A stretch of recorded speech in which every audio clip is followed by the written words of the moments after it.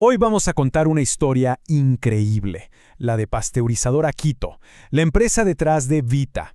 Pero ojo, esto va mucho más allá del típico caso de éxito empresarial. Esta es la historia de cómo se le plantó cara a un problema mortal. Miren, olvídense del típico garaje de Silicon Valley. A veces, las grandes historias tienen otro olor, uno como a leche agria, que huele a miedo, a un problema real y urgente. Porque esta historia no arranca con un plan de negocios brillante, para nada. Empieza con una crisis de salud pública en toda regla. Y es que, para entender la leyenda, primero hay que entender al monstruo que la creó. Así que viajemos en el tiempo. Nos vamos al Quito de los años 50, a una ciudad que convivía con un veneno cotidiano. Imagínense esto. En esa época, tomarse un vaso de leche en la ciudad era literalmente jugar a la ruleta rusa. La leche cruda, sin ningún tipo de control, llegaba del campo y se convertía en una de las principales fuentes de enfermedades. Era un problema gigantesco que tenía la ciudad paralizada por un miedo silencioso pero muy real. Y la consecuencia más brutal de todo esto es que los niños estaban muriendo. Y lo más irónico de todo, ¿cuál era el culpable? Pues sí, ese mismo alimento que se supone que da vida, la leche. Hubo un intento claro. El municipio quiso montar una planta pasteurizadora, pero no funcionó.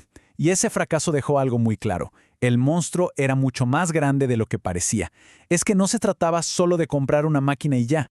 Había que cambiar de raíz las cadenas de suministro, los hábitos de la gente y, lo más difícil, alinear intereses que chocaban entre sí. Pero, como suele pasar, justo en medio de ese caos, de ese fracaso, algo empezó a cambiar. Aquí es donde la historia da un giro, y vaya giro. Después de ese primer intento fallido en los 50, pasa algo que parece casi un milagro. En 1959, UNICEF dona una planta pasteurizadora. Así, de repente. Y con ese regalo, para 1960, nace oficialmente Pasteurizadora Quito S.A. Ahora, aquí viene lo realmente fascinante. Miren quiénes se juntaron para esto. Fue una alianza que nadie habría imaginado. El municipio, por un lado, 57 ganaderos, que de repente pasaron de ser solo proveedores a ser dueños. La Cámara de Agricultura y hasta una fundación. O sea, un verdadero Frankenstein corporativo, donde gente con intereses totalmente opuestos se tuvo que poner de acuerdo para matar al monstruo. Bueno, una vez que la empresa estuvo en marcha, empezó la verdadera batalla. Y no era por conquistar el mercado, era por conquistar algo mucho más valioso, la confianza de la gente. Y el camino que siguieron fue, la verdad, una serie de pasos geniales. Primero, esa icónica botella de vidrio color ámbar. Se convirtió de inmediato en un símbolo de seguridad, de que esto sí era confiable. Después, en el 69, vino la epifanía, el cambio al cartón. ¡Qué jugada maestra! No solo por logística, sino también para la marca. Y claro, sobre ese nuevo lienzo de cartón nació el nombre que todos conocemos hoy, el que se volvería leyenda, Vita.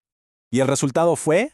Bueno, fue rotundo. Vita se convirtió en la marca número 1 del país. Logró una penetración de mercado casi total. Es que sencillamente se metió en el tejido de la vida diaria de millones de personas. Pero ya sabemos cómo es esto. El éxito tiene un lado oscuro, la complacencia. Y con el paso del tiempo apareció un nuevo enemigo, uno mucho más sigiloso que el anterior, el fantasma de la irrelevancia. Fíjense en esto. Entre 2012 y 2016, aunque la empresa no estaba ni cerca de la quiebra, las cifras importantes, las financieras, empezaron a mostrar una caída. Lenta, sí, pero constante. Esto no era una crisis para sobrevivir, era algo quizás peor, una crisis de mediocridad. Uno se puede imaginar la sensación en la sala de juntas, ¿no? Ese pensamiento de, a ver, la fórmula que nos trajo hasta aquí ya no nos va a llevar a donde queremos ir. Era el miedo a convertirse en un simple recuerdo bonito, en nostalgia, en lugar de seguir siendo una fuerza en el mercado. Así que la empresa tomó una decisión valiente, una apuesta grande.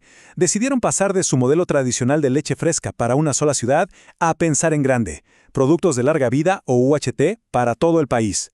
El proceso UHT usa ultra alta temperatura y permite que la leche dure mucho tiempo sin refrigeración, abriendo las puertas a un mercado nacional.